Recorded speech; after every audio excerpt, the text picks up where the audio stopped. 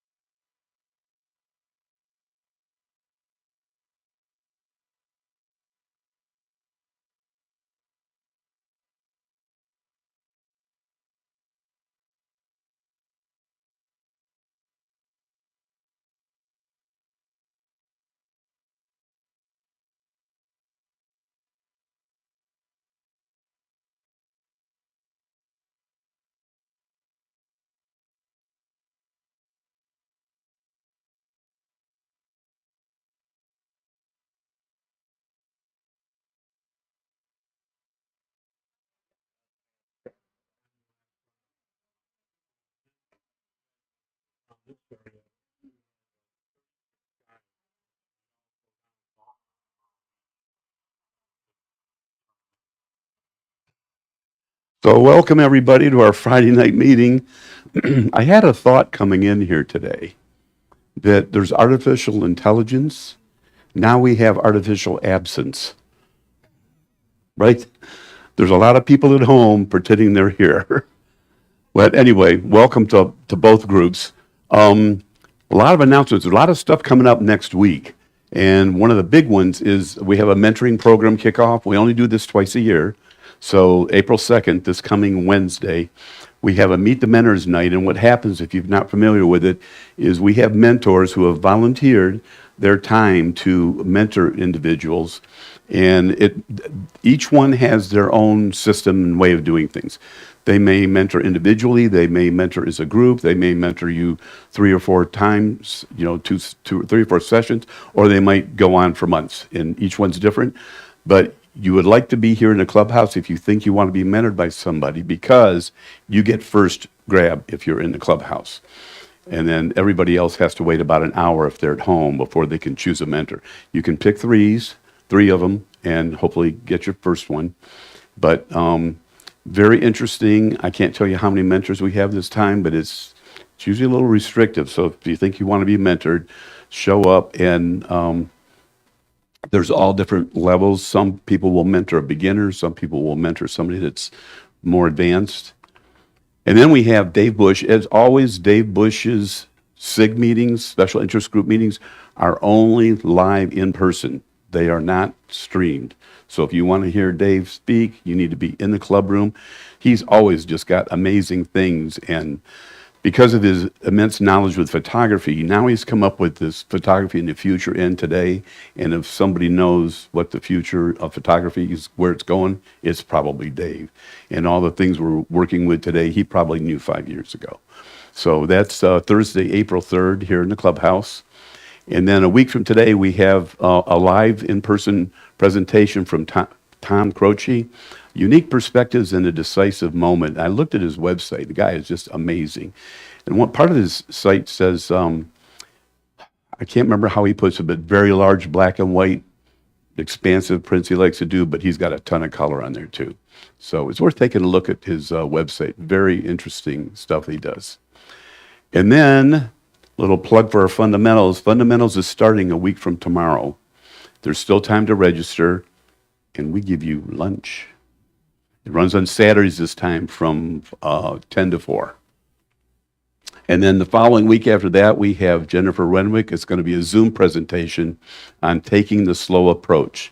I believe out of Colorado, really into nature, and she's traveling around the West right now, as I understand it, just building up her gallery. And then we have our annual meeting. I don't know if it will look like this, but we're required under our bylaws and charter. We have to have an annual meeting, and we'll be voting on a slate of board members and officers. And there'll be some little picture of the past and a little bit of picture of the future. We have 2 exhibits running almost side by side. Generally does a great job of getting us into these exhibits. The one at Porter Library is water. You probably heard this last week. If it's not wet, throw water on it. It'll be wet. That was Richard's idea.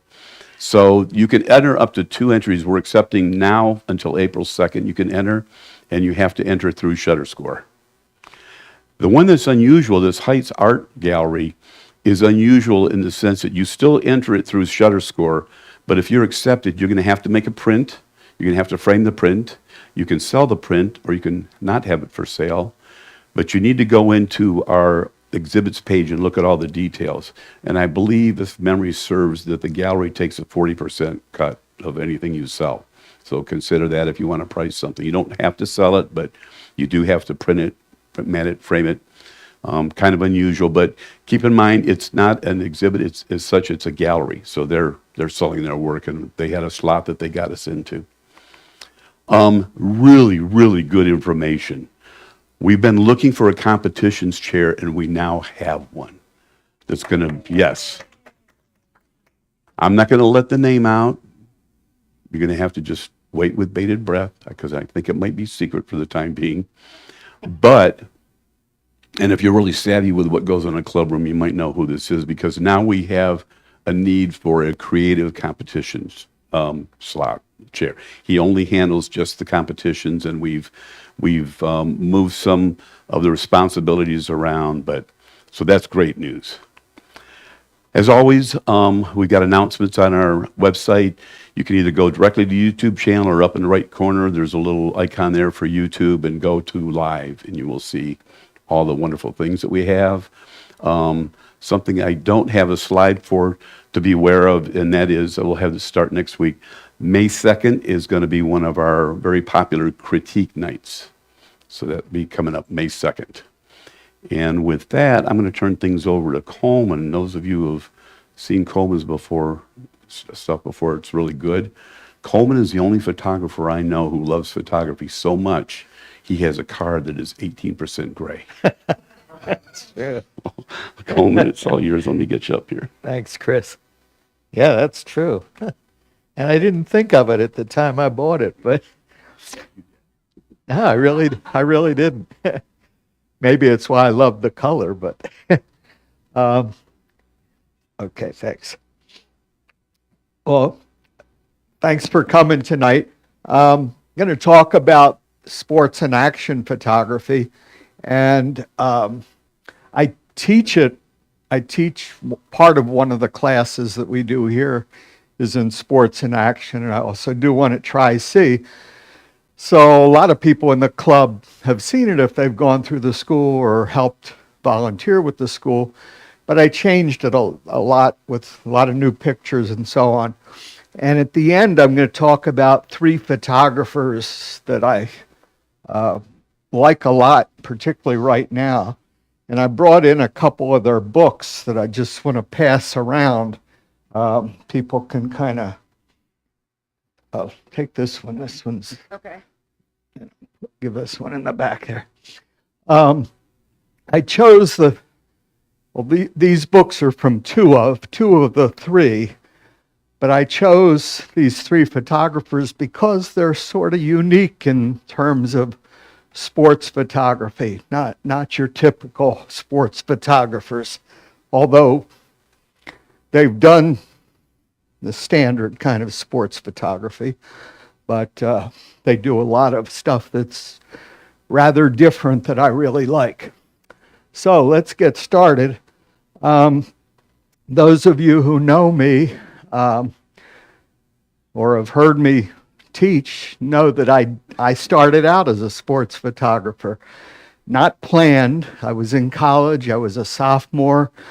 Hadn't done any photography other than family stuff with my parents' point and shoot film camera. And my sophomore year, I had a new roommate who was a photojournalism major, and he asked me, about the second week or so we were living together, he asked me if I was interested in photography, and I asked him why, and he said, well, the yearbook and the newspaper needed photographers, and if I was interested, he'd teach me everything I needed to know and even sell me a used camera.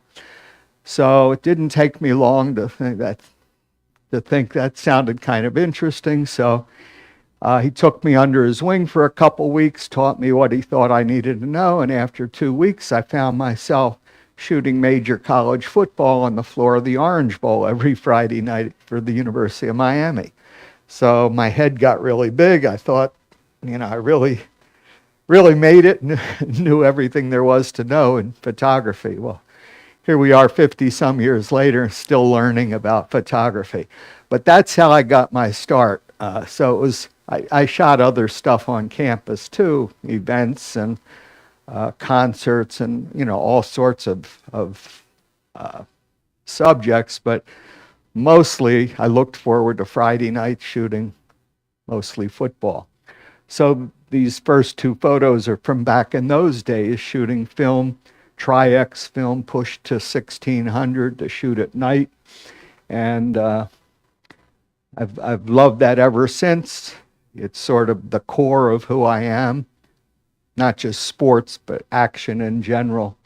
And I haven't done as much of it as of late, but I'm always kind of looking for those kind of opportunities.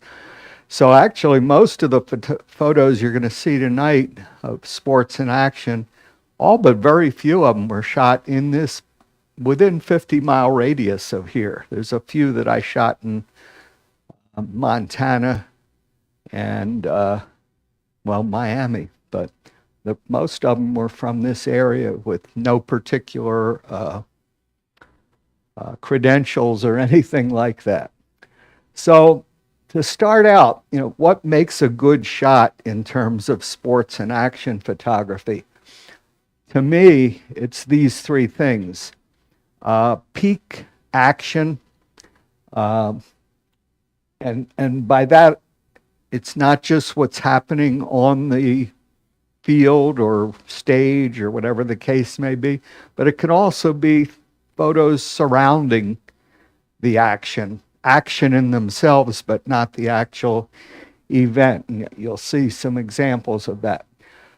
Capturing faces and the ball or the puck or whatever happens to be involved in whatever that event is.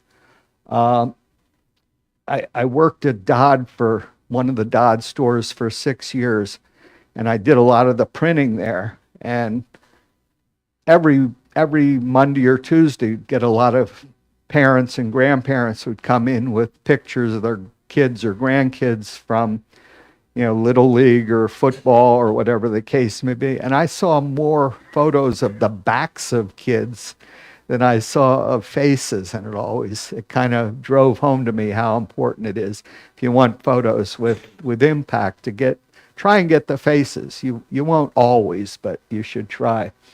And then a good background. And by a good background, really what I'm talking about is a non-distracting background, a background that doesn't draw your attention away from whatever the action is. Again, a quick little story. Some years ago, maybe 12 years ago or so, I worked for a couple guys who have a website called neosportspics.com.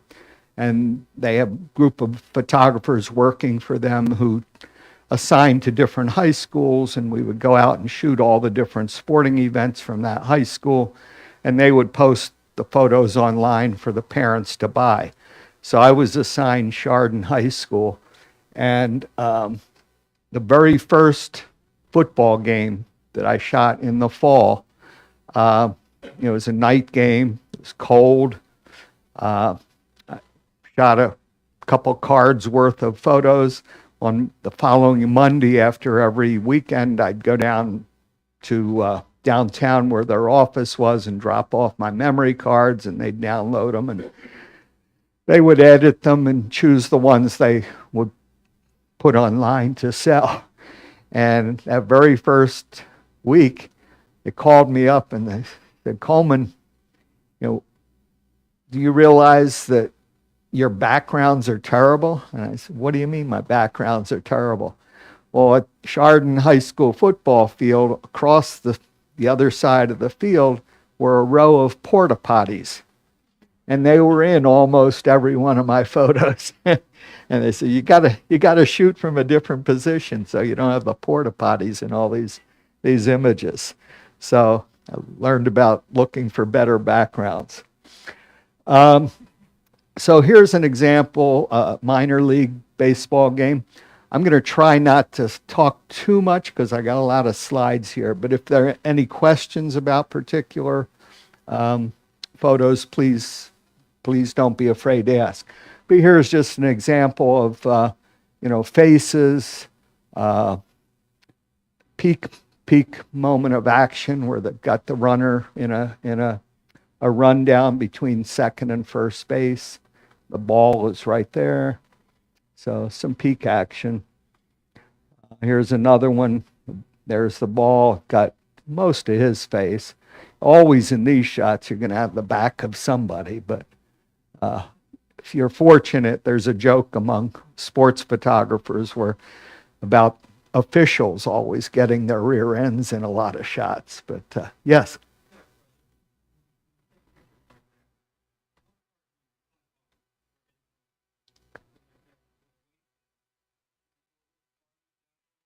Yeah, I would have. Yeah, I would have preferred to have more of him, even all of him. It just so happened I didn't with this shot. I would have preferred it though. Yeah.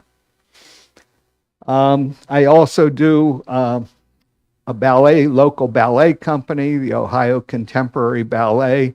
I shoot their dress rehearsals, and they are athletes every bit as much as any sports athlete. In fact, I'd venture to say they're better fit than any athlete I've ever known or known of.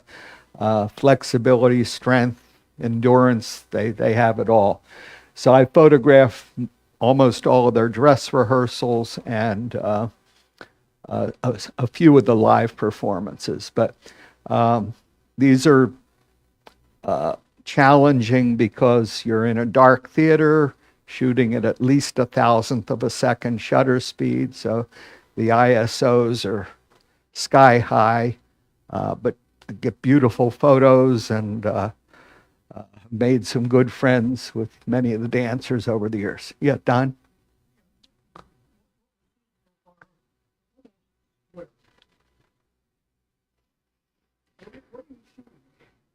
Uh, I shoot with a Nikon Z8, but I just crop them that way. I crop them however I think they look good. If they wind up square, they wind up square. I hadn't noticed that a lot of them were, but yeah. Yeah. It's same. It's what basically a 4 by 3 aspect ratio, I guess. Um, so wheelchair athlete. Actually, her name's Tatiana McFadden. She's probably the greatest wheelchair athlete in the world. She's been at like 7 or 8 Olympic Games in a row. This was an event I photographed for the U.S. Olympic Committee, which I wound up working for them at this event as a result of doing another thing for ESPN that I'll talk about a little later. But so again, good, an example of getting her face, her some action. She was racing in an indoor event. This one I've always loved. Minor league baseball, by the way, is great because once the game starts, you can go wander around and sit anywhere you want and get some great shots. So here I've got the shortstop in the air after he threw the ball to first to try and make a double play. So I mentioned earlier, not all the action's on the field or on the stage. I always look around at the crowd, look at officials, look at people in the stands. There's action everywhere, and they make interesting photos themselves. This group, by the way, I don't know how many high schools do this, but Menor High School has a special group of cheerleaders called Sparkle Cheerleaders, and they're all kids with disabilities of one sort or another. And so these were the Sparkle Cheerleaders. This is one of the ones that was far away. This was Missoula, Montana. This is it's a river that runs through the town, and they built this rapids, artificially made rapids right there in the middle of the town, and it's always full of these kayakers practicing. And I was able to sit on a rock maybe 20 feet away from where these kayakers were. I sat down there for hours shooting them as they were practicing. But fast shutter speeds, again, face, action.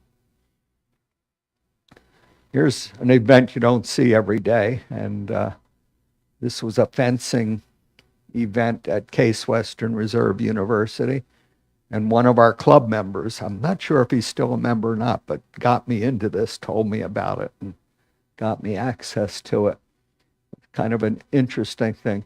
This one event, you'll never see the faces. You can make them out in some of the photos, but this was just Menor Headlands Beach. In the summer, lots of these kite boarders and foil boarders. So I was shooting this guy, got him just before this, and then lucky enough to capture him as he was wiping out too.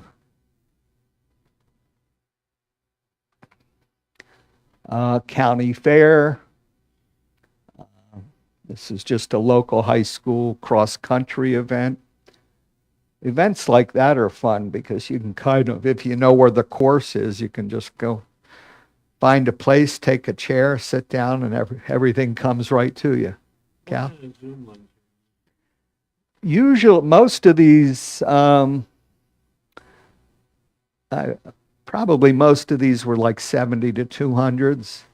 It's more recently that I've gotten a longer lens, but most of the sports and the ballet is almost always 70 to 200. This was another martial arts event at Case Western Reserve, and some really dramatic action occurring. One of the things I talk about in class sometimes is remember that we can turn our cameras vertically, because a lot of things, a lot of people are vertical, action is often vertical. And if I had shot this horizontally, both of these, I'd have had, smaller figures in the middle of the image and then just people sitting off to the side that watching, which would not have been interesting. So often I shoot more vertically than I do horizontally. This was an event I just came upon by chance.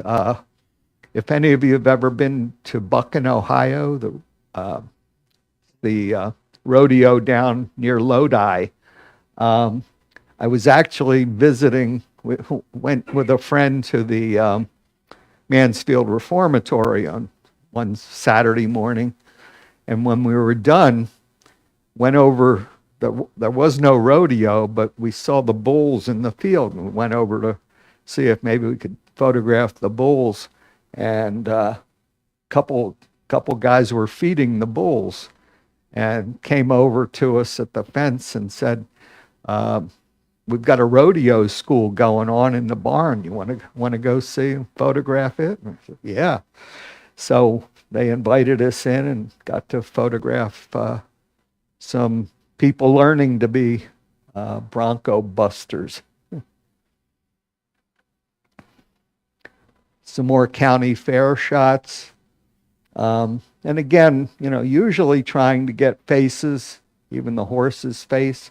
Here I've got rear ends, but both of them some action.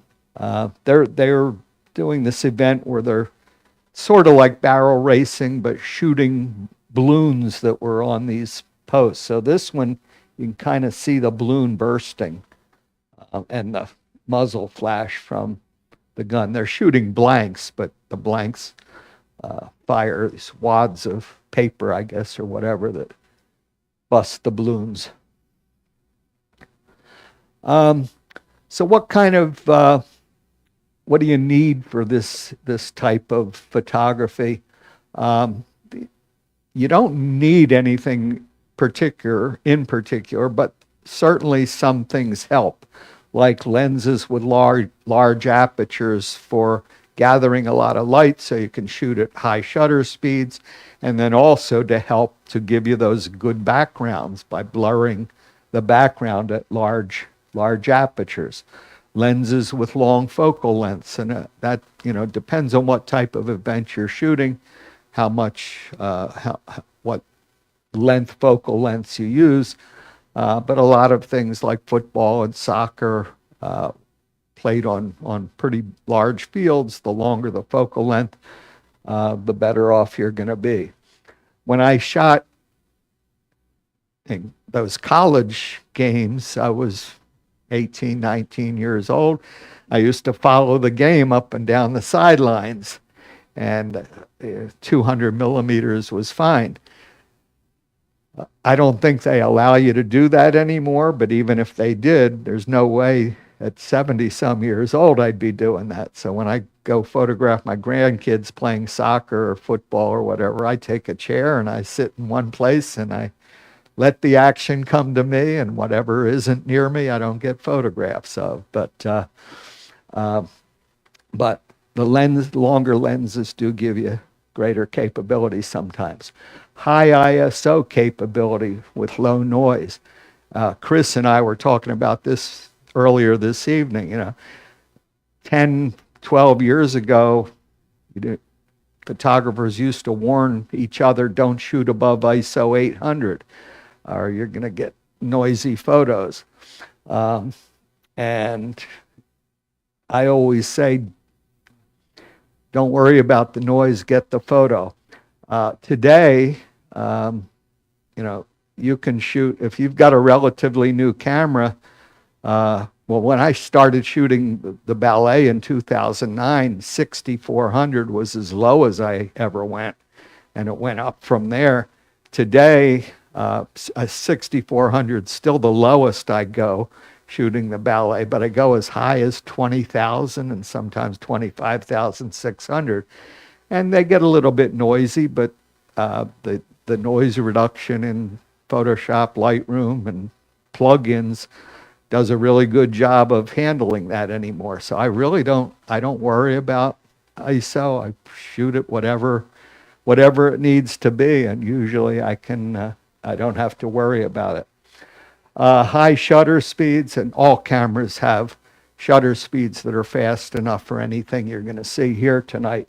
I think almost all DSLRs or mirrorless go to at least 1/4000th of a second. Some go to 8,000th of a second, and then many of the mirrorless cameras go 1/25,000th, 1/32,000th, even 1/80,000th of a second. So more than enough shutter speed is available. And usually, I'll show you some birds in flight photos that are action photos, where I usually try to shoot them at about 1/3200th of a second, and that's usually about the fastest I ever use, and all cameras have that capability. High frame rates for continuous shooting. And this is something that's really changed for me, at least over the years. Up until I went mirrorless maybe 5 years ago, I was limited to about 5 or 6 frames per second with my digital SLRs. And then I went mirrorless, and I think the first couple cameras I had maybe did 10 or 15 frames per second. Now I've got a camera that's capable of 120 frames per second, which is just mind-boggling. I've only used it once just because I wanted to see how far a ball would travel between frames in a baseball game. And Dave Bush, who Chris was talking about earlier, does the SIG programs. I think he said one time in a Major League Baseball game at like 15 frames per second, a Major League thrown fastball would travel about 15 feet between frames at 10, 12 frames per second. So I wanted to see how far it would travel at 120 frames per second. I didn't go to a major league game, but I went to a high school age little league game and took a couple bursts at 120 frames per second. And the ball only traveled about 6 inches between frames. So it really made much easier if you've ever tried to get one of those photos in baseball of the bat or the ball as it's hit by the bat, those types of shots. So also gives you way too many photos to cull through and try to work with when you're getting 120 of them for every second you're holding the shutter button down. So I don't know how often I'll use that, but I've got the capability. That also helps require lots of memory card space for lots of shots.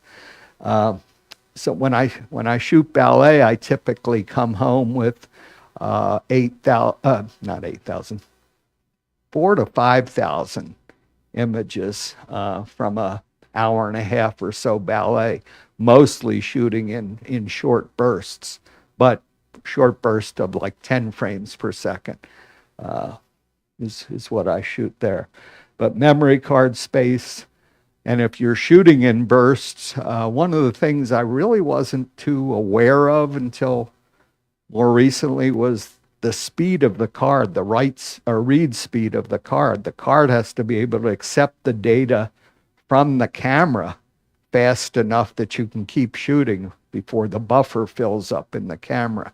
So if you do get into shooting in bursts, make sure to pay attention to your card speed as well. A monopod for stability, particularly with longer lenses, can be helpful. And if you have the luxury of being able to afford or have more than one camera, the main thing with that is it enables you to use two different lenses without having to stop and change lenses. You can have a longer lens on one camera and a little shorter lens on the other camera and just switch back and forth. So I got in the habit, well, I was shooting professionally, so I would, whenever I buy a new camera, I would keep the last camera as both a backup and a second camera to allow me to shoot with two different lenses at the same time. Notice there's no flash. No flash, no. Not because it's always prohibited. Often it will be prohibited. I just don't like flash, and flash isn't going to recycle fast enough for what I do anyway. So I did almost got kicked out of a swimming meet one time. They told me not to use flash during the starts because it could cause a false start. And I agreed, no problem. I don't generally use flash. Well, one of the starts, my flash popped up by accident and I didn't realize it. And they shot the gun, my flash went off, and they wanted to throw me out. I begged and pleaded and apologized and told them it was a mistake, and they let me stay. But flash can be very disruptive, a lot of those types of, any type of performance or sporting event. Okay. Camera settings, I often get asked, what settings do you use? I used to shoot in aperture priority, actually. And I would set my aperture at 2.8, which was the lenses I were usually used, opened up to a maximum of 2.8, and they would stay at 2.8 as I zoomed. And then I would set the shutter speed I needed, which was either an 800th of a second, a 1,000th of a second. And then I would kind of scan the venue with my camera and see what ISO I needed to be able to shoot at those settings, 2.8 and 1,000th of a second. And it almost always wound up being 6,400, whether it was indoors or outdoors, almost always. So that worked for me for a long time.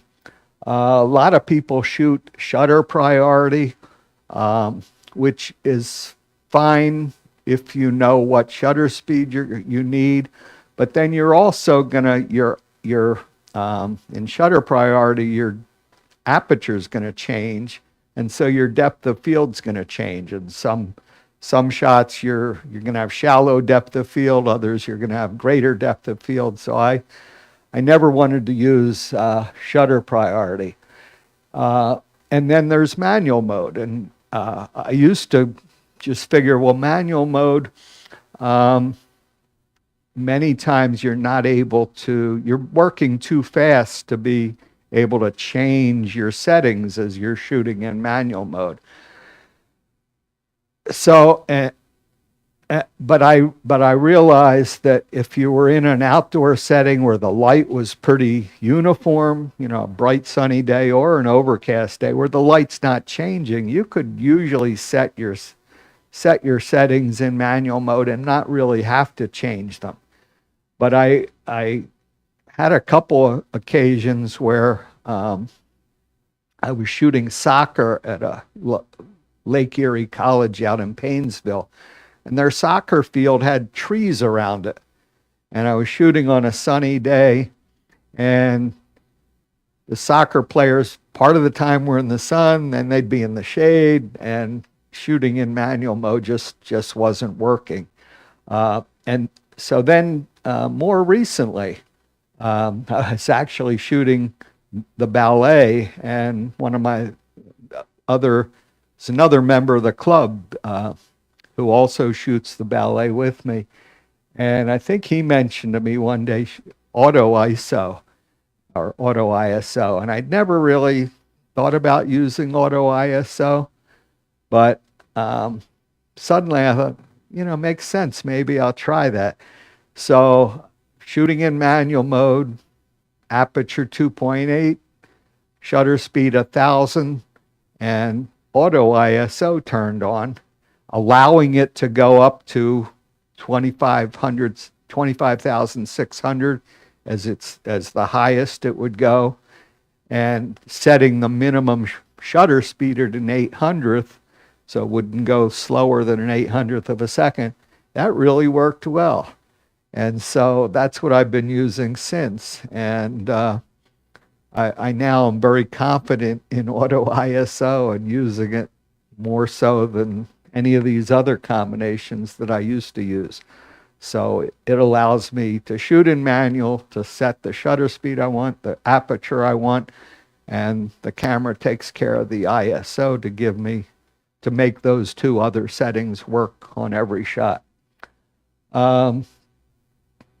Continuous shooting in bursts. Canon calls it auto servo or servo IO, whatever it is. Nikon calls it continuous.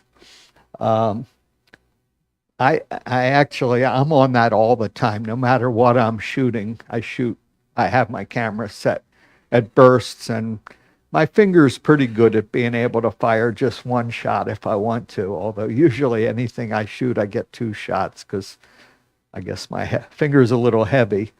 But I find even for portraiture, if you're asking somebody to pose, the first shot you take, they're a little artificial, and if you shoot in a short burst of 2 or 3 shots, the second and third shots are usually better because they relax a little bit. So I shoot in continuous all the time. And then continuous autofocus follows, that's actually the servo, not continuous shooting. Continuous autofocus allows the camera to follow your subject and continuously focuses on them as they get closer and further to you, so you don't have to refocus on them constantly. So those are the general settings that I'm using all of the time. What else does it take? For many types of events, some pre-planning, even before you get there. Think about, what do you want to shoot? Where do you want to be if you're familiar with the venue to be able to get the shots? Anticipating the action. I'll mention in a few minutes, the better you know that particular sport or event, the better you're able to anticipate where things are going to be, where things are going to happen. So when I was shooting college football and I was moving up and down the field with the game, I would stay usually 20 to 30 yards ahead of the offense so that the game was coming toward me most of the time. Now, half the time it might go to the other side of the field and I wouldn't get a shot, but half the time it would come to the side I was on. And they'd, whether it was a pass or a running play, they'd be coming toward me and give me those good kind of shots. When I was photographing my grandsons playing soccer, that was, by this time I was older, not moving up and down the field, but I would take a chair and sit, let the game come to me, but I would move around during the game to like 3 different spots, one sort of midway or a third of the way up or down the field, one in a little while in the corner of the goal, and one third of the time behind the goal, shooting through the net of the goal. So still moving around so that I could get different types of action as it came toward me.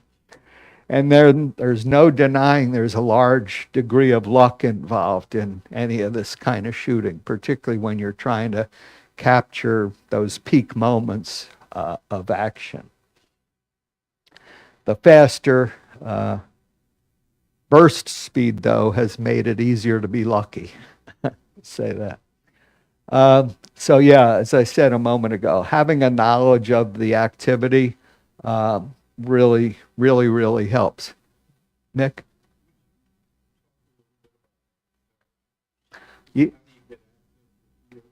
Yeah, yeah.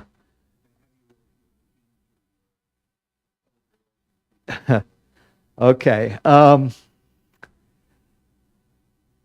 Access for pro sports is almost impossible for somebody that doesn't work for a media outlet. Same with concerts anymore. I mean, it's almost impossible. For an amateur going into some venues, professional venues, some of them will allow you to come in with a non-professional camera or a lens no longer than 3 inches or 6 inches or something like that. But it's getting harder and harder and harder. Joe Vanacek, who's a member of the club who shoots the Cleveland Monsters, about a month ago or so, they know him there. He's been shooting there for years. And he said he went down there a couple months ago and they wouldn't let him in anymore with his camera. So it's just, that's really, really tough.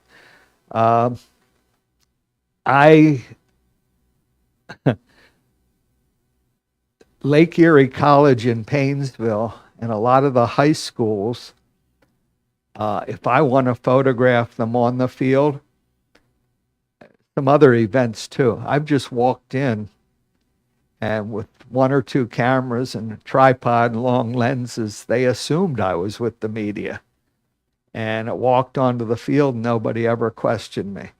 In fact, I think I have a couple photos in here of a extreme bicycle event that took place down on East 9th Street before Voinovich Park was there. And I came up to the ticket window to buy a ticket, and the guy said, "Are you with the media?" And I said, "Yeah." And he said, "Well, the media trailer's down there. Go down, and they'll give you your credentials." So I went down, they gave me credentials, and I had free access to anywhere I wanted to go, even up on scaffolds and so on. There's that.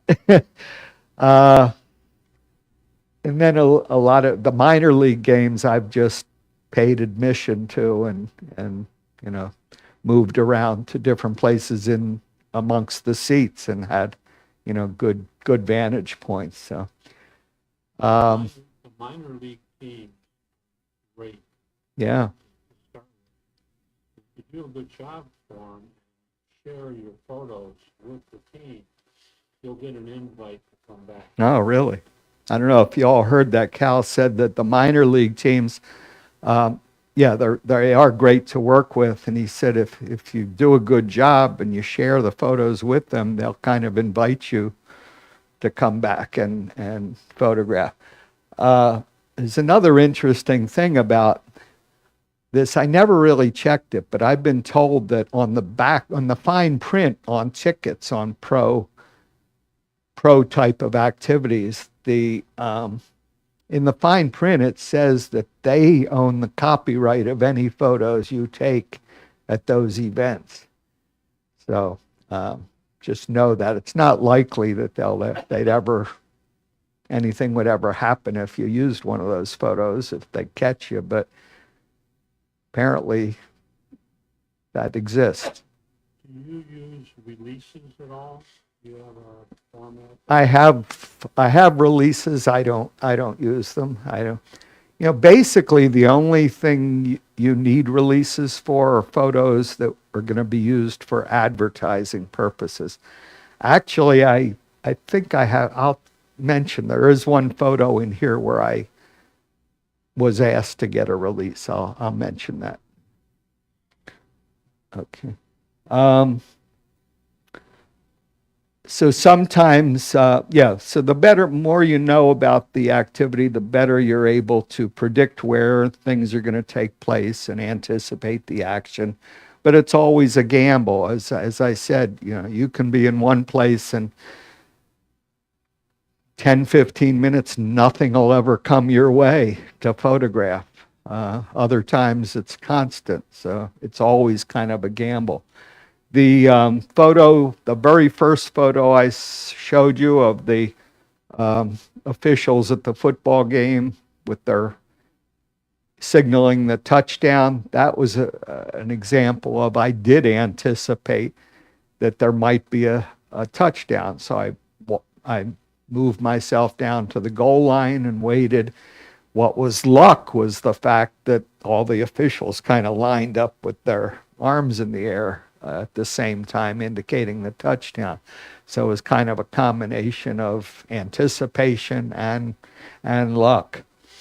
Don't forget to cover defense as well as offense in terms of sports. We always tend to concentrate on the offensive side of whatever event it is, but there's a lot of interesting photos to be taken on the defensive side as well. So don't ignore those people. I tend to like to shoot wide and then crop if need be, so that I don't wind up with people being cut off like I did in that one photo. And with today's cameras, I mean, my camera's got 45 megapixels. I can crop till the cows come home and still, wind up with a fairly high resolution photo. So, I mean, I don't shoot over wide, but I do leave room so that I'm capturing most of what I want to capture and not cutting things off, and then can crop later. And then I try to shoot from different positions, not just always my sitting height or standing height. I'll lay down, shoot low, or try and get up on a high surface and shoot down. A lot of times today when I go, my grandkids have all been involved in high school band, either majorette or band members, and I don't bother trying to go on the field anymore. I sit in the stands with a long lens and get shots from up high, and it offers a different perspective.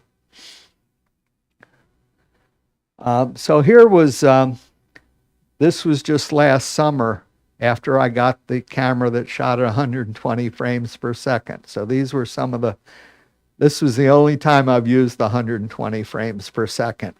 I was able to catch, I've got a series of maybe 5 shots of this kid with the ball coming into his glove, but this is the one that, I thought was the best shot because the ball is showing and it's a peak moment of action.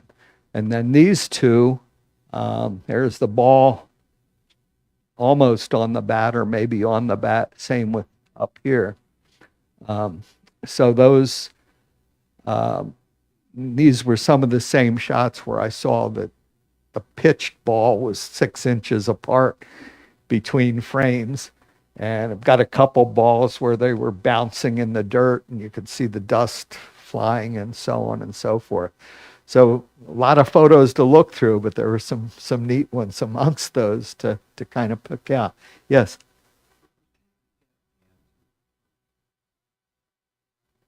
Some kind of moving stick.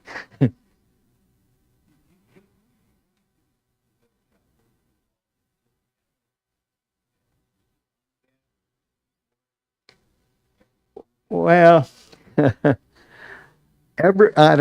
I love the shots where the ball is on the bat. I mean, it seems to be one of those things everybody tries to get. And until you had these wild burst rates, it was always a gamble. 1 in 1,000 shots, you would accomplish it maybe if you were lucky. But I just saw a shot today. I think it was today. I was looking through somebody else's photos and there was a ball on the bat shot where the ball was like compressed, wrapped around the bat actually.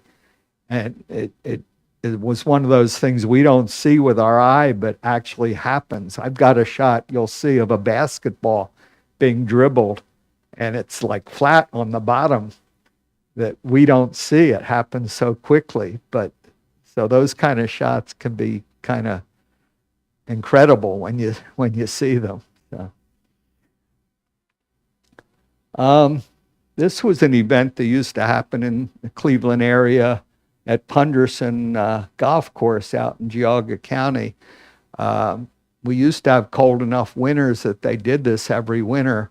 They had a date in December, and then they had a makeup date in January.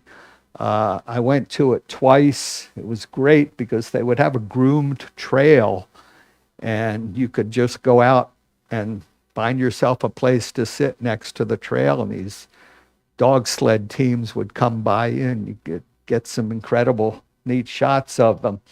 And then sometime in the 1990s, we stopped having enough snow. And after a few years they didn't do it in January or December, and then the makeup date in January, they didn't have enough snow either. And after that happened for about 4 or 5 years, they stopped doing it, which was a real shame because it was a really fun event to photograph and kind of unusual in these areas. This was just the Cleveland youth sports or youth triathlon. This was one year they ran it at Menor Headlands Park, and there was swimming events, bicycling events, and running, all taking place at Menor Headlands. So the bicycling and the running were in the parking lot at Menor Headlands. If you've ever been to Menor Headlands, it's a mile-long beach. It's the largest beach in Ohio. And so for the bicycling and running, there was enough area and distance in the parking lots to do those.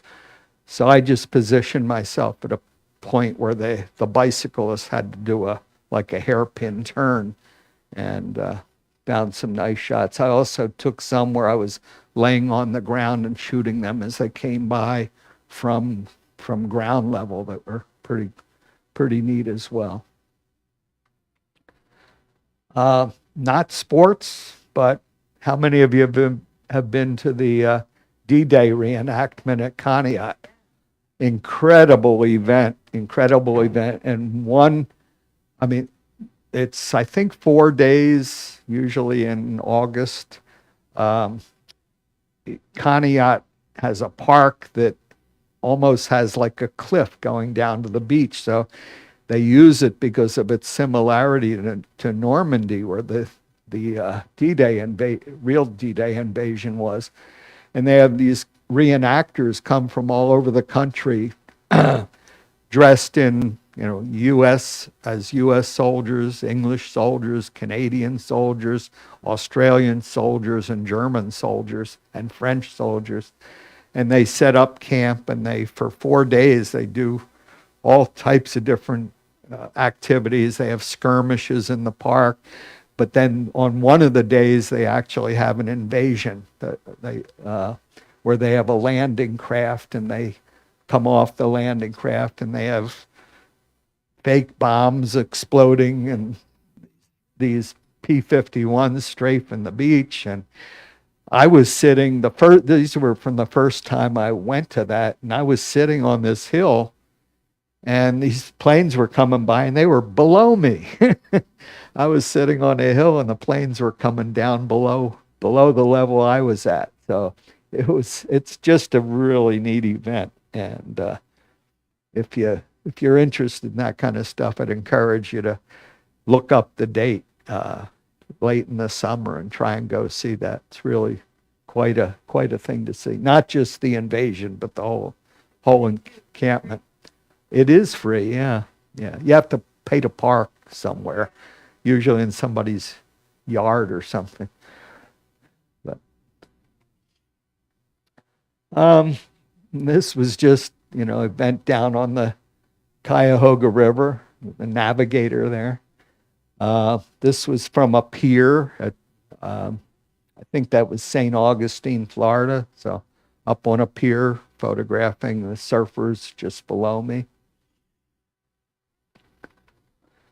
This was an event. This was on my bucket list for years and years. I thought, I want to go down to Akron and shoot the Soapbox Derby. And I never got down there until just a couple years ago.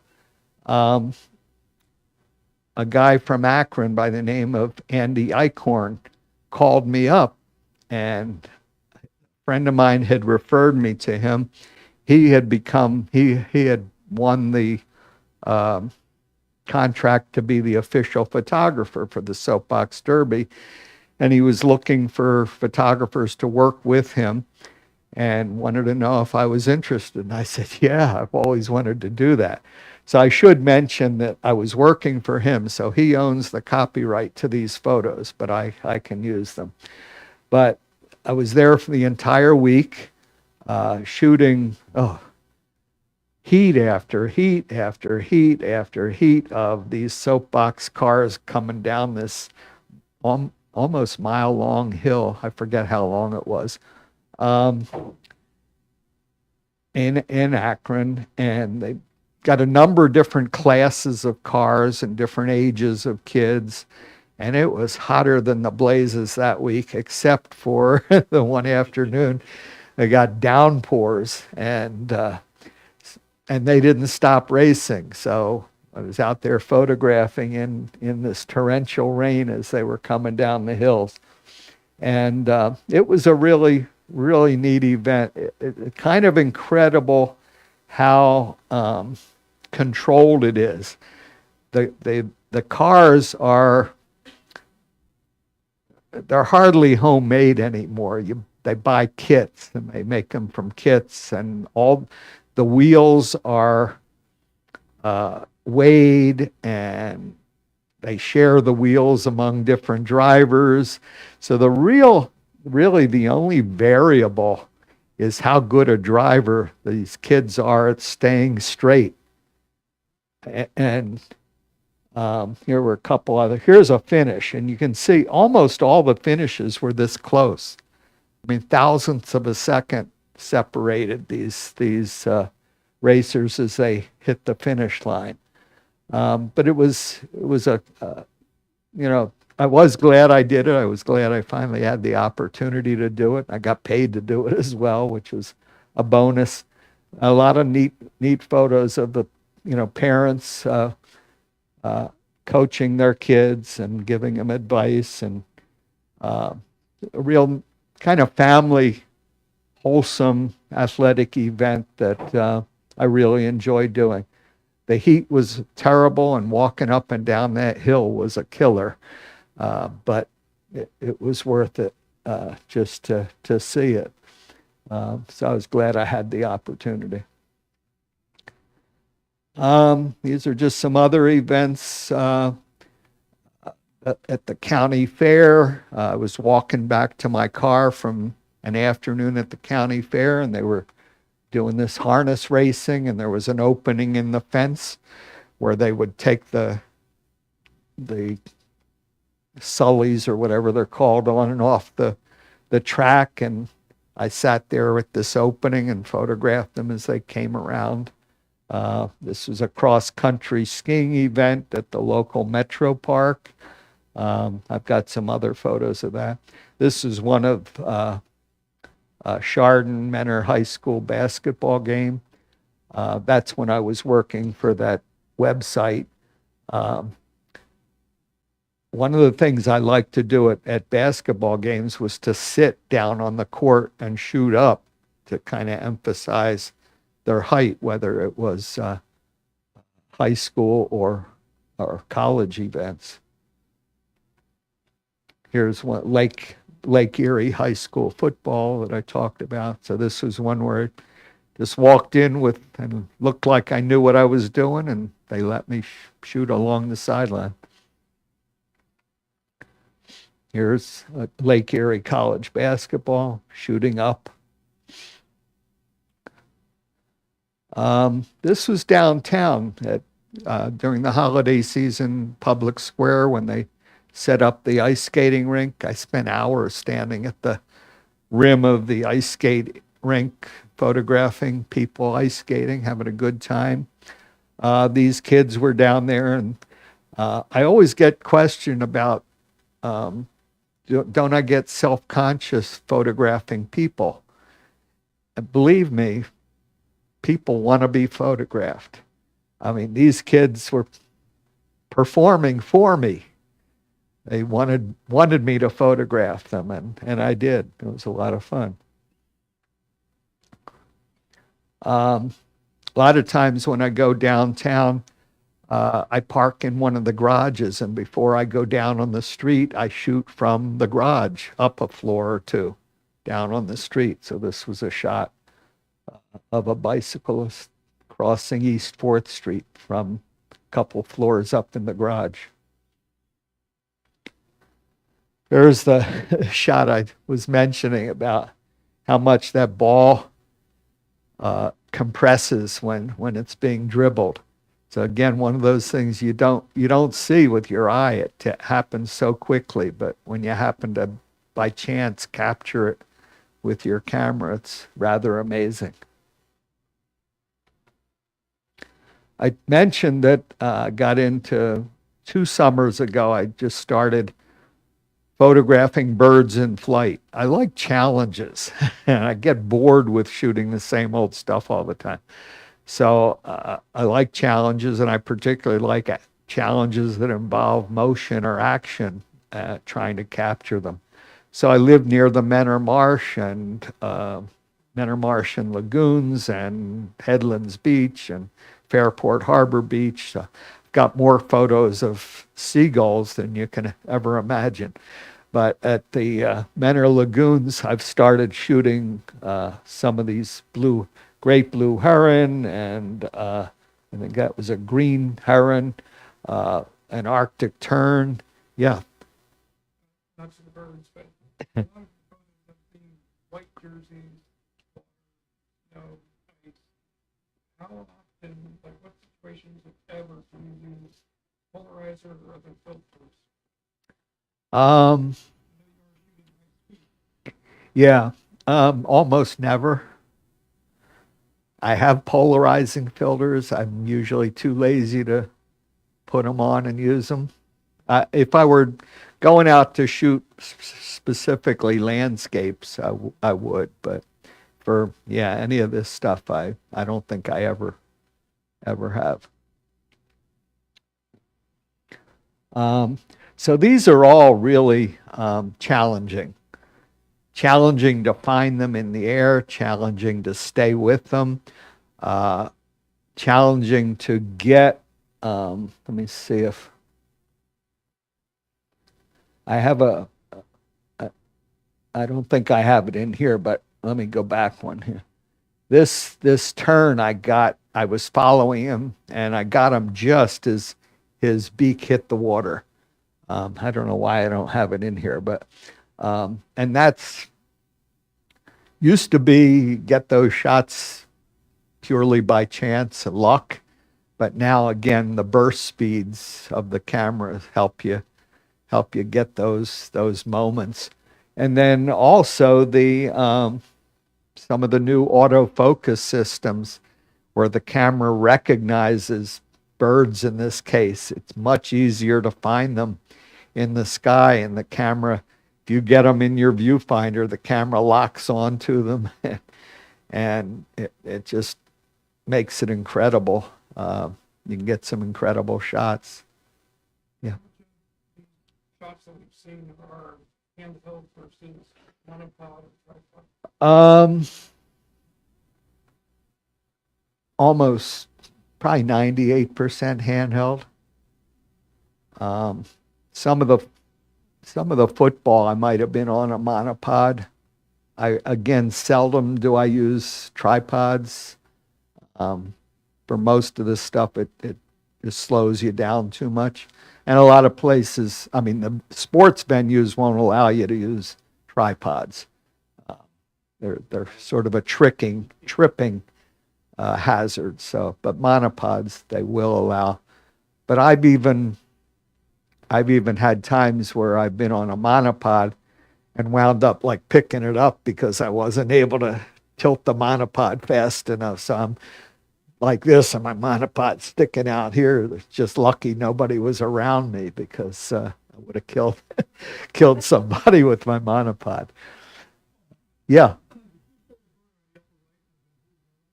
Yeah, great blue heron. Yeah, they're pretty common. Eagles have become very common in our area. You can find lots of eagles' nests and lots of eagles.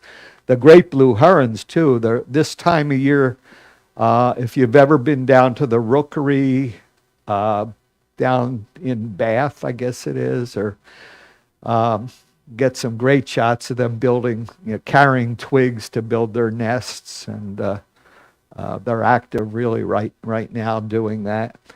The Menor Marsh and the Menor Headlands each have an eagle's nest right now that both of them have chicks that have just hatched. So everybody's kind of running out there trying to wait for the chick heads to pop up above the edge of the nest, and the parents bringing in fish and all that sort of stuff. So a lot of activity right now.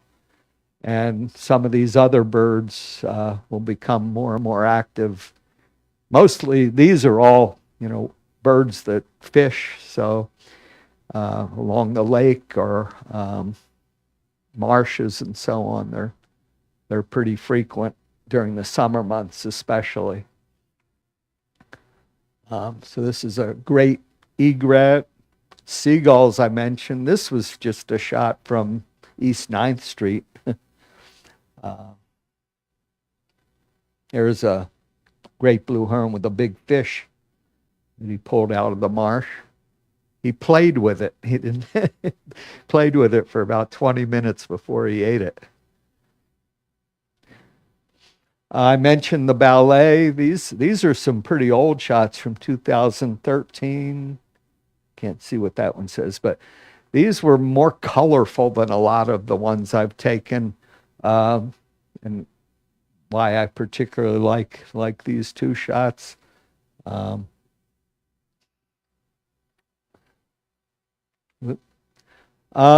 mentioned look around the event too. Look for fan reactions and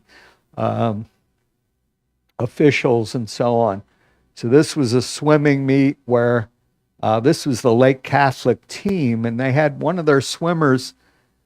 He didn't win the event, but he came in second, and he was having his best swim ever, his best time, and all his teammates and coaches were excited as he finished because he had done so well. And I just turned around and photographed them in their excitement.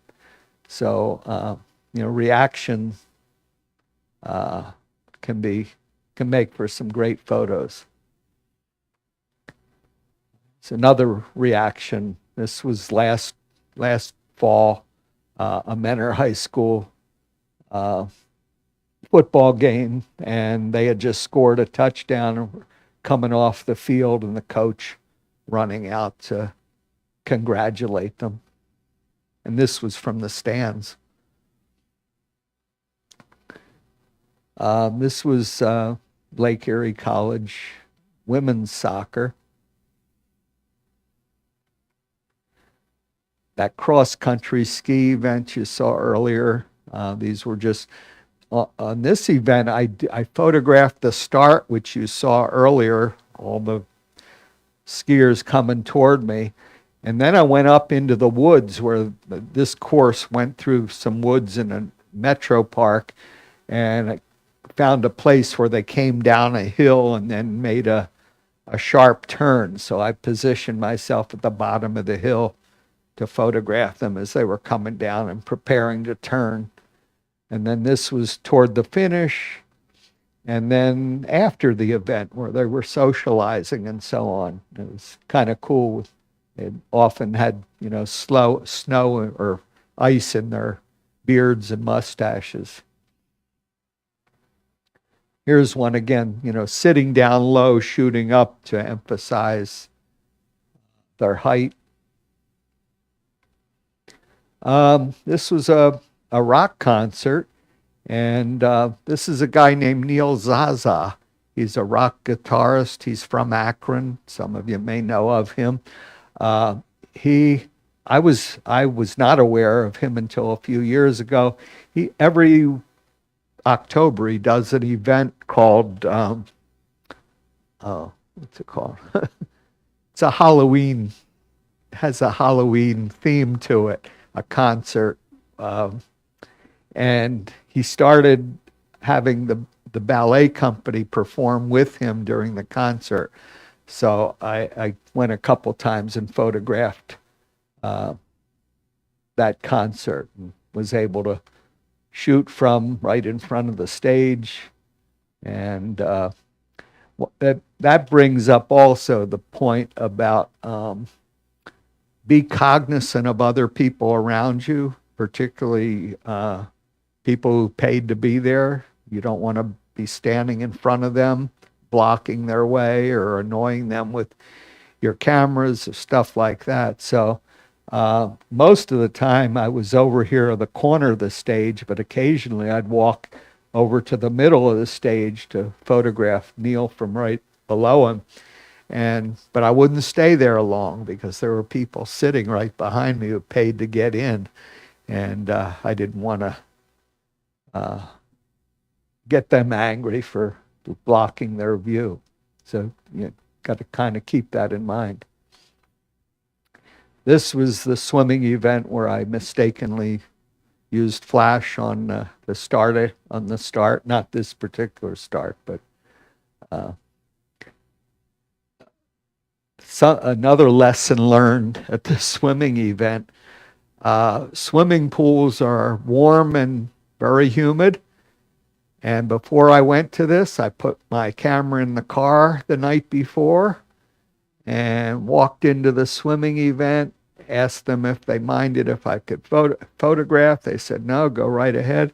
Took my camera out, immediately fogged up, and it was 45 minutes before I could shoot anything, before that condensation cleared from even inside my lens, which scared me. I wasn't sure. I was afraid I might have ruined the lens. So, yeah, don't do that. Volleyball is probably the hardest thing I've ever photographed in terms of sports in action. It moves so fast. The ball moves so fast, and you can't react fast enough. It's sort of one of those sports where you're better off, these kind of shots aren't too hard, but I always wanted to get one of those shots where a player dove to save the ball just before it hit the floor. You don't know where it's going to happen, and it happened so fast. I never did get one of those shots, but yeah. At Bowling, yeah. Yeah. Uh-huh. Yeah. Y- y- Yeah. I might have one in here from University of Akron where I was up above too. Yeah. Were you able to get some? Yeah. Cool. Yeah. Yeah, it just moves so fast. And any faces you're getting are usually like through the net. Yeah. So here's one that there's nothing in focus in this shot except her eye, which is what I love about this photo. Uh, but track and field. This was shot from with a long lens from outside of the track. I was actually, the track had a fence around it, so I was outside of the fence and down way past the finish line as these runners were running toward me. But it gave you a pretty neat perspective, and with shallow depth of field, you were able to, get the runners fairly sharp, and then all the stuff behind them out of focus. This was an event actually you coordinated years ago at where we volunteered to photograph at this golf outing, and here again I was trying to get the ball right on the club, and that's as close as I ever got. This was with a camera that maybe shot 8 frames per second. But usually, golf events, pro events, they don't like photographers. They're more accepting now with mirrorless cameras because you can shoot quietly. So, but this was a charity event, and they didn't mind it. In fact, they asked us to take pictures for them. And my roommate that got me into photography was a golfer, and after he worked for the Miami Herald, he worked for Golf Magazine. He had a couple golf covers of Sports Illustrated, and the rule with golf up until mirrorless cameras was you were not allowed to photograph until the ball was struck. You could not take any shots during the backswing because it would disturb the sound of the cameras, would disturb the golfers. And occasionally you'll see a golfer go into a rage when they hear a shutter. It used to be more common. Yeah.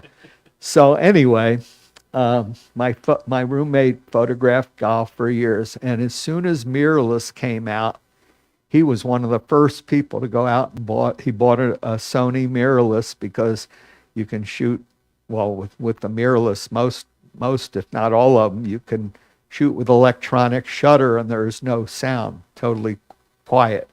So now they can photograph the backswing and the whole swing. And he immediately ran out and bought a mirrorless setup when they gave him that capability. Some more track and field. This was Chardon High School again. With track and field, if you're out there on the field, you got to be really alert to what's going on around you.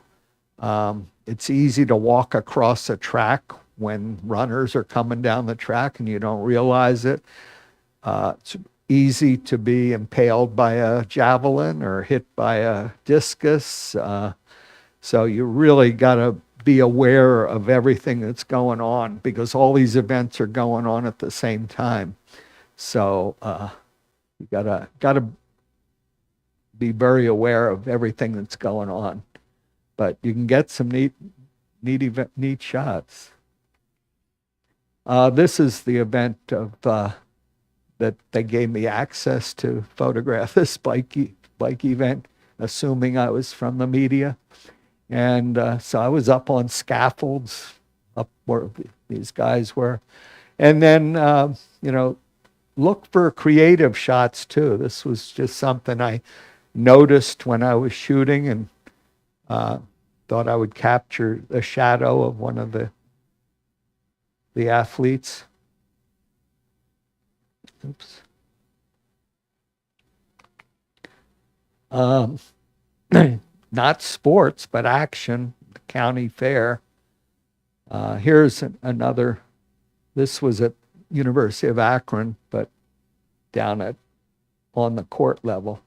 I should have mentioned the other volleyball shots I was taking, not these, but I accidentally, it was an AAU event that my niece was involved in, and I was right on the court photographing, and I didn't really know what lines were what.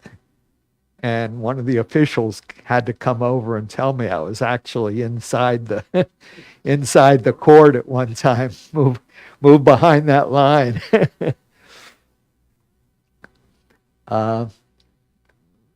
Cal, we were talking about Ektachrome earlier. That was an Ektachrome zoom shot. So you can be creative. I don't know what led me to do this. This was back in 1968 or 69.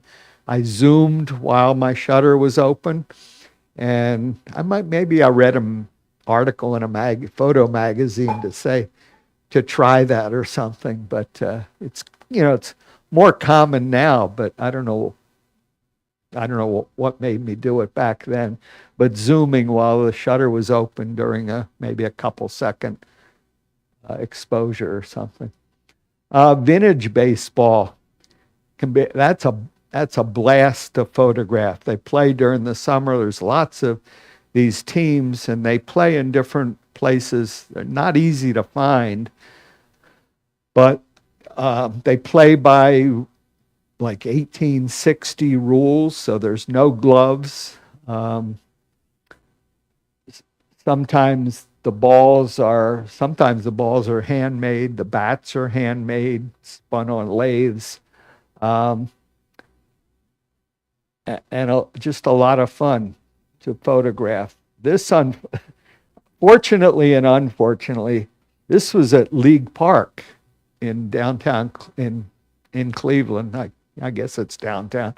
I'd been there a number of times, and it used to be this was the old Cleveland Indians field, and even before the Indians, and used to be there's a little bit of the old stadium building left, the ticket office, where they now have a museum, and sometimes these vintage teams play there. And it used to be a pretty poor, the field was in pretty poor shape. And then the last time I went, suddenly they had made it an artificial turf field. And I can understand why. I mean, the maintenance is much easier, but it just lost something in the translation, especially where the infield was also artificial turf, just brown turf instead of green turf. But anyway, it's someplace, if you like baseball, you should go down there. It's quite a place to see. This is just in Chagrin Falls.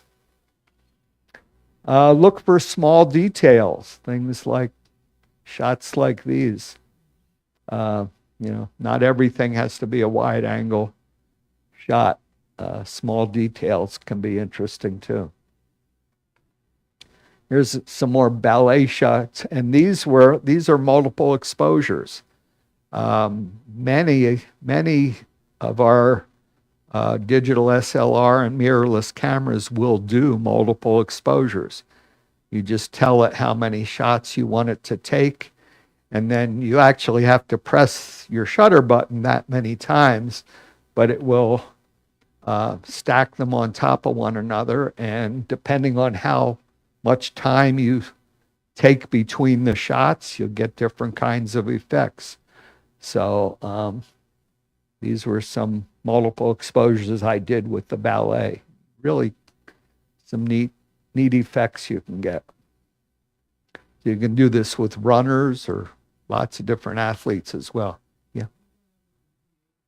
I haven't yet, no.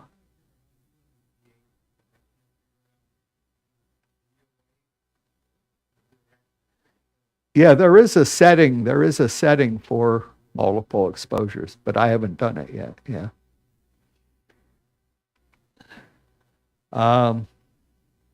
Hale Farm, one of the ballet shots, a real dramatic one.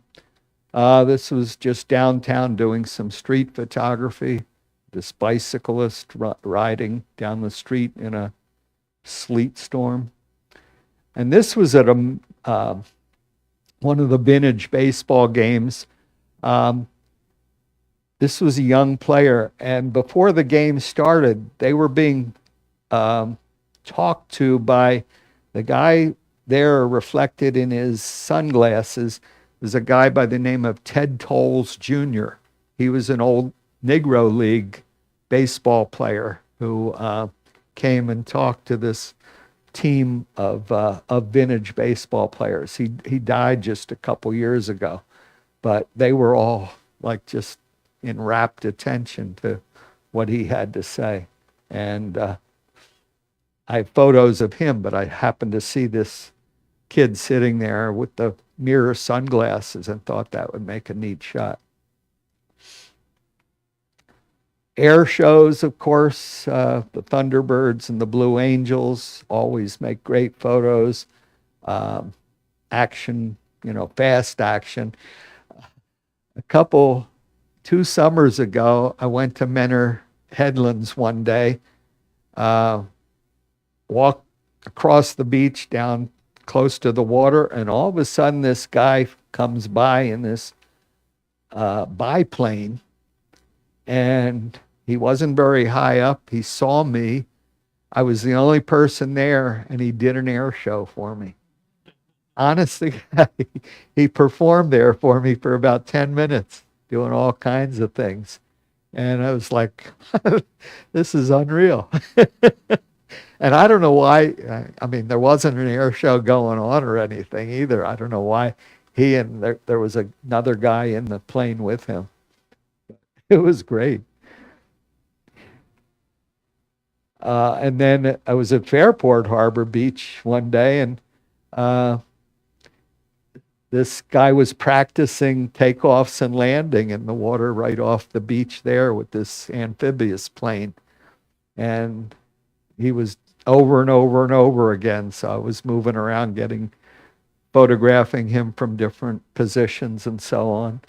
It's the Perry nuclear plant in the background. And here he was coming in for a landing, and here just taking off. So these were with a pretty long lens. I think it was a Nikon 200 to 500 millimeter lens that I had at the time. Again, some small details that make interesting photos. These I took for my grandkids. I made canvas prints for them to hang in their room. So my granddaughter was a majorette, and one of my grandsons played baseball. So just set up these still lifes for them.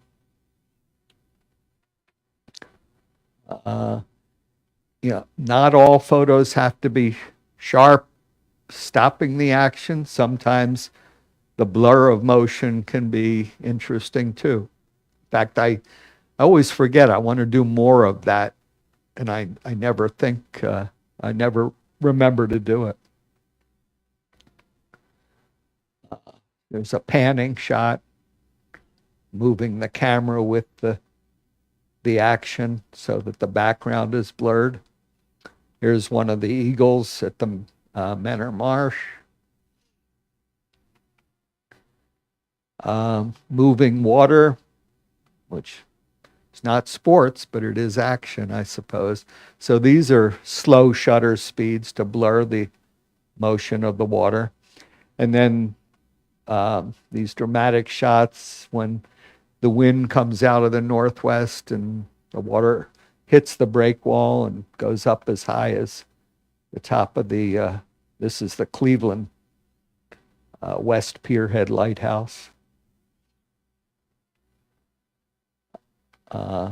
This was a shot I planned to do for a long time. I finally got up early enough in the morning to do it. This was a Johnny Cake Jog, which is, I think, a 10K race in Menor.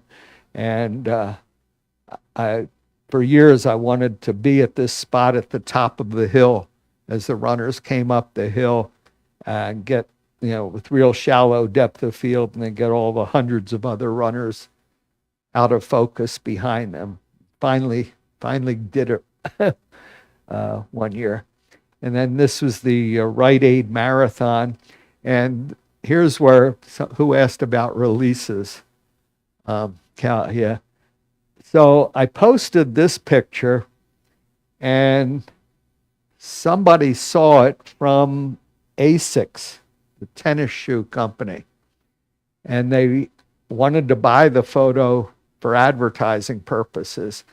And they asked me if I had a release. I said, yeah, like I was going to stop her while she's running and ask her to sign a release. I didn't have a release, but I was smart enough to realize that I had her number from her bib, and I could look up her name and see if I could find out who she was. So I found out her name, looked her up. Turned out she was a world-class runner from the LA area, and ASICS was out in LA. And so I told them who she was, and I said, perhaps you can contact her and have her sign a release. And they were agreeable to that. And they were going to use this photo on bus shelters in New York City. And my mind went cha-ching. Wow. And turned out they found some other photo, and they never used this one. But I would have been lucky if they could have gotten a release from her. I did a photo of the Repco years ago. Yeah. And when I got the beginning of the race, when they're just coming off the harbor area across the bridge. Yeah, that's. So as soon as I had pictures of that, I jumped in my car and went over by St. Patrick's. Uh-huh. Okay. And they had a refreshment stand there for the runners. Yeah. This guy came through, and he was kicking pretty high, but he was slowing down.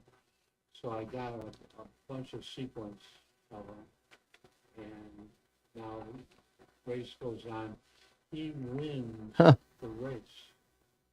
And one of the pictures I got was him with his feet off the ground. Oh, wow. So I said, well, maybe Runners Magazine might like this. So Uh-huh. I sent them a copy of it. And I had it so they couldn't use it, but they could see it. Yeah. And they called me and said, you want to use your photo, or do you have a release? And I had gotten a release.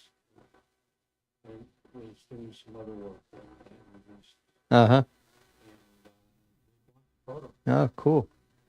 Year goes by, I get a message from them. They want to know if I'm going to be at the Oh. race 10, and so I had built in. Fantastic. Yeah. It's Yeah. funny, This was this similar situation. We the club did, it was community service. We were photographing two of the organizations that had teams, and one was lymphoma and lipidemia, I think, organization, and then there was another. So we were photographing all the runners from those two teams, and I did the same. I was up on the high-level bridge photographing them right after the start, and as soon as they all went by, I drove to East 55th and Chester to where the, yeah, right. It was probably the same event. about the photo is that the runner in front has got at least 1 foot off the ground. Uh, And that's like almost mandatory if we're going to yeah. get into Uh, because that shows the movement, yeah.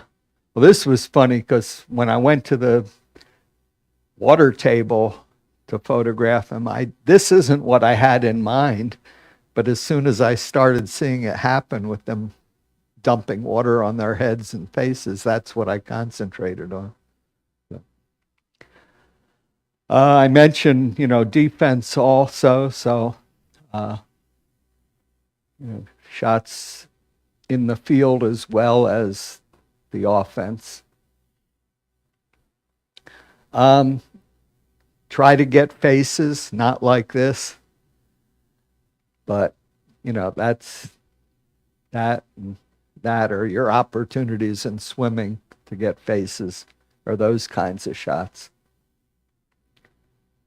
This was that U.S. Olympic Committee event again. That's Tatiana that you saw earlier. This was one of the most moving photos I've ever taken.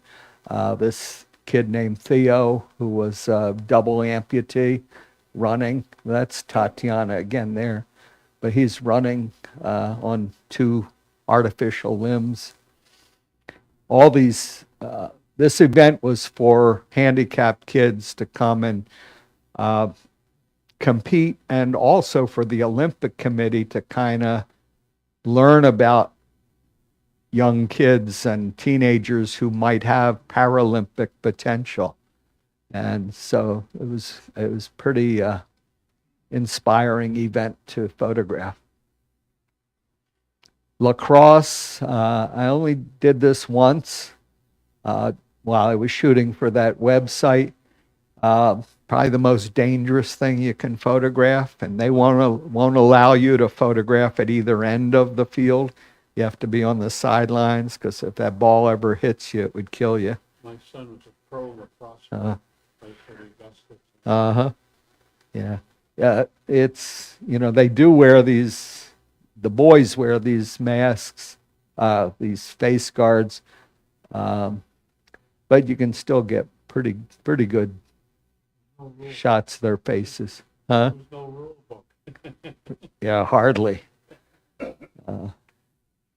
Look for sequences. This was a cool sequence I shot. This was a burst. This was a Lake County Captains minor league game. So home plate is right there.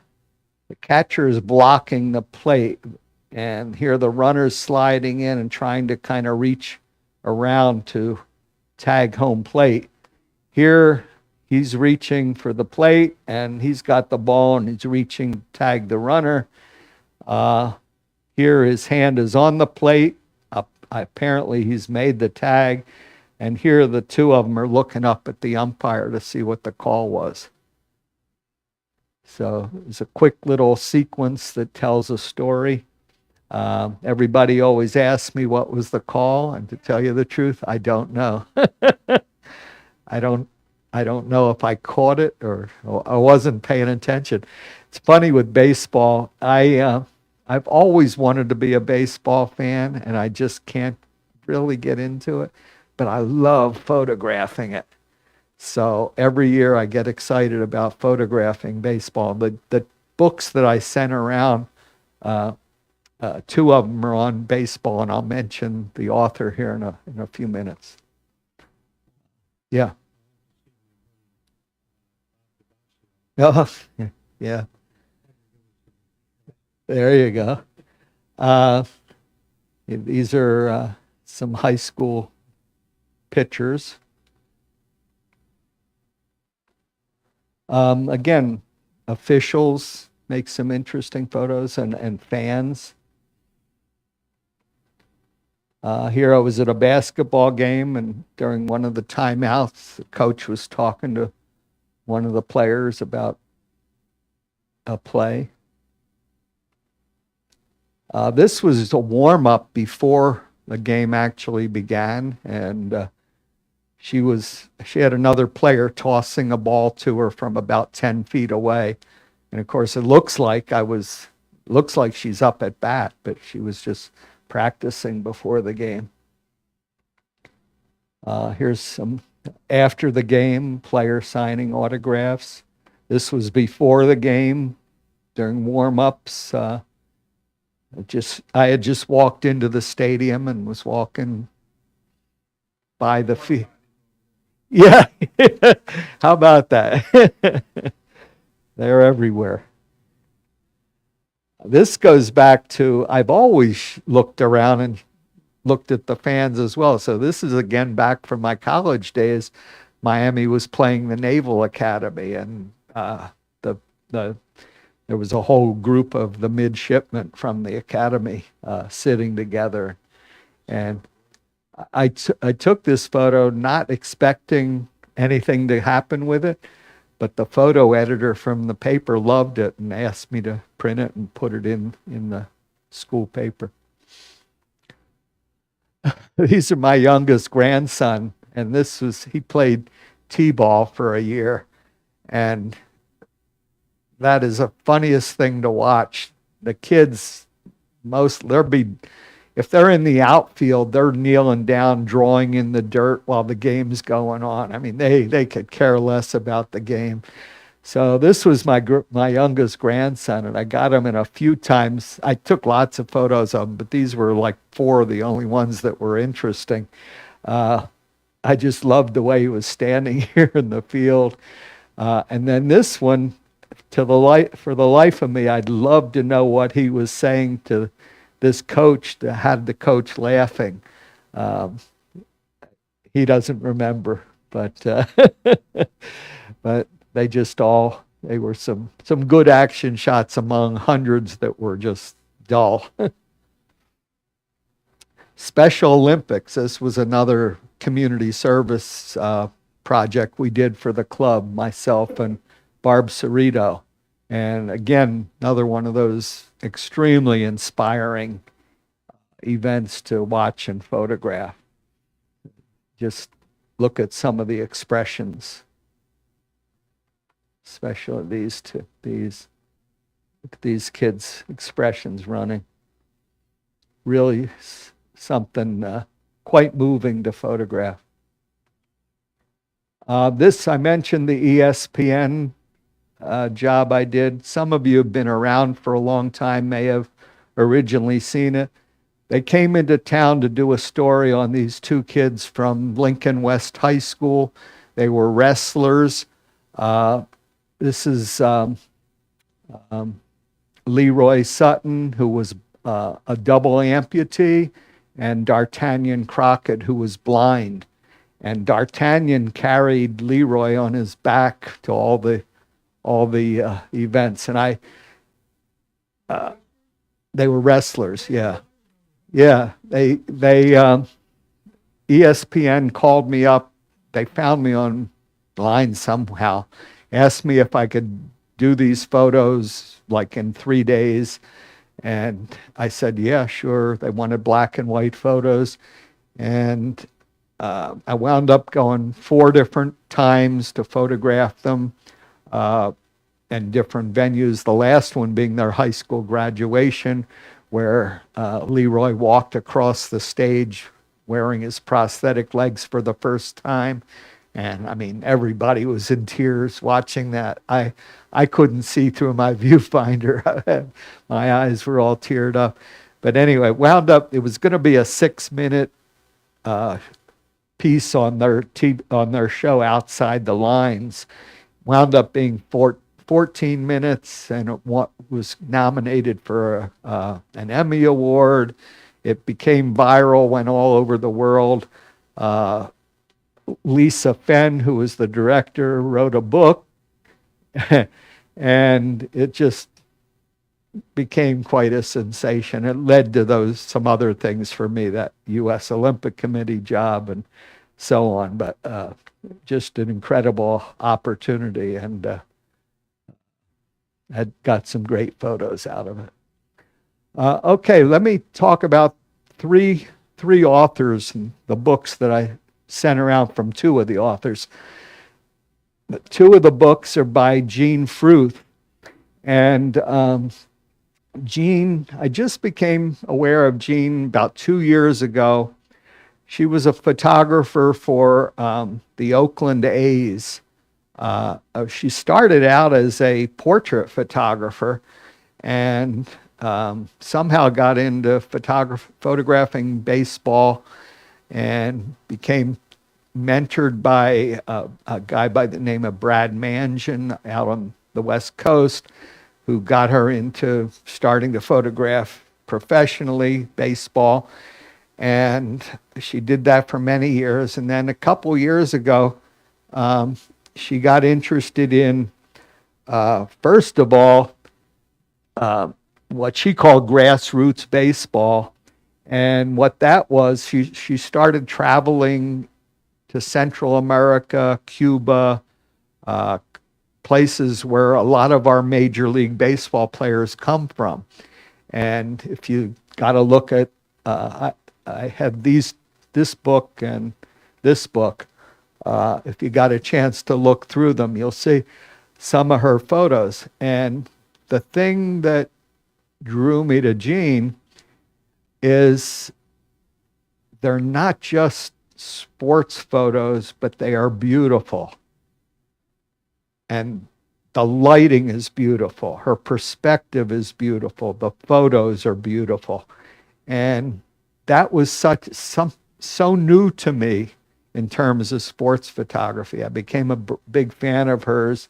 And she and I have communicated a number of times on Facebook about her photos, and she's commented on some of mine too, which has kind of been a thrill. She also did a book on grassroots baseball, following Route 66 and stopping in small towns and photographing young kids on their way up playing baseball.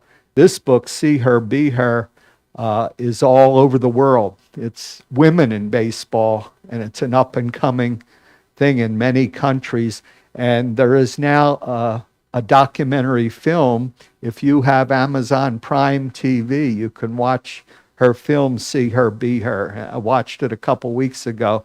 It's really a good documentary talking about baseball, women playing the game in Central America, Cuba, Africa, Japan, all over in the United States. So that's Jean, and so those are her books. And then here, this is in the See Her, Be Her photo. When I saw this photo, to me, this says the epitome of baseball. It's something about this. I took this I photographed it with my cell phone out of the book because it wasn't online. But, she just hit and she's looking at the ball. The catcher's looking up at the ball. It just, to me, is one of the best baseball photos I've ever seen. And then this one also, I think it's in the same book. In fact, it's in the opposite page as the one you just saw. This is them chalking the field in Dominican Republic. They've got the chalk in an old, I don't know what the bottle was, a plastic bottle with holes in the bottom and a stick attached to it, and they're just going along chalking the baseball diamond. And that was another shot I just loved. And then this one in Africa. The thing that she does, she's done a bunch of videos for B&H Photo and Video that are available online. They're YouTube videos. I'd encourage you to look them up and watch them.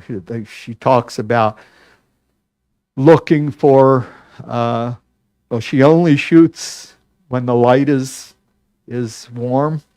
So she shoots in the morning, she shoots in the afternoon, she doesn't shoot at midday, and she's often down low, shooting just off ground level. She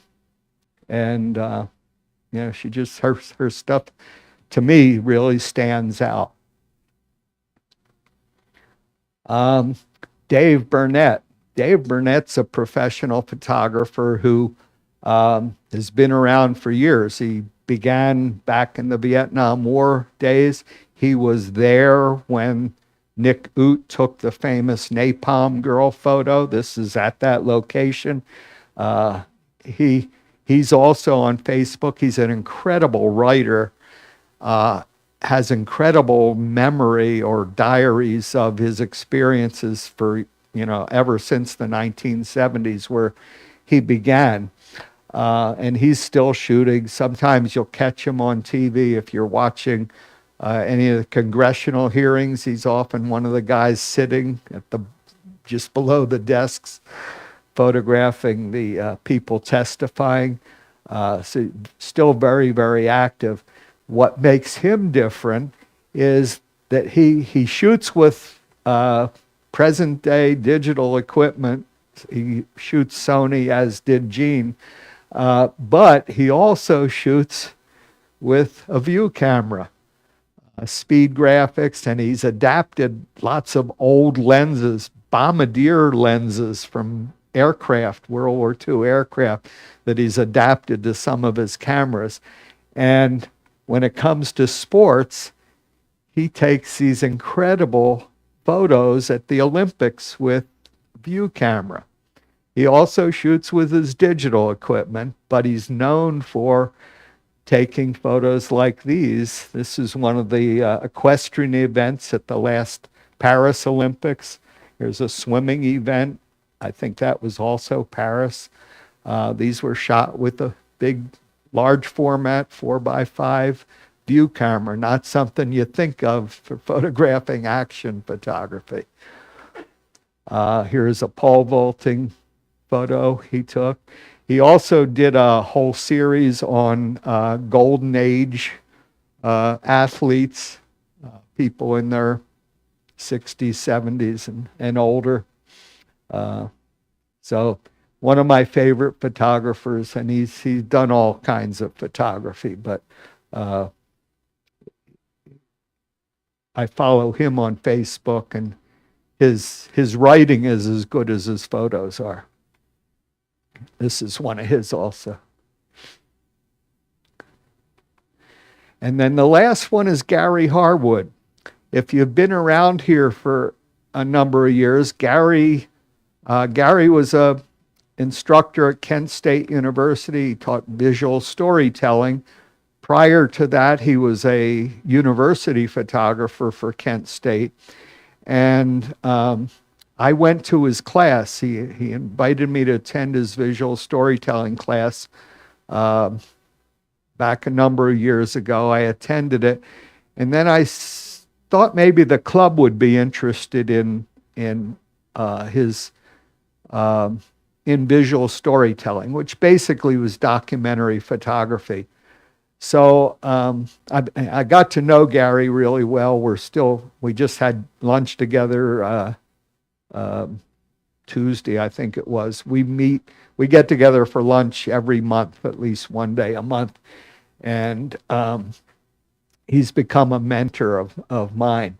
So I first became aware of him when he did a book called Growing Season about migrant workers in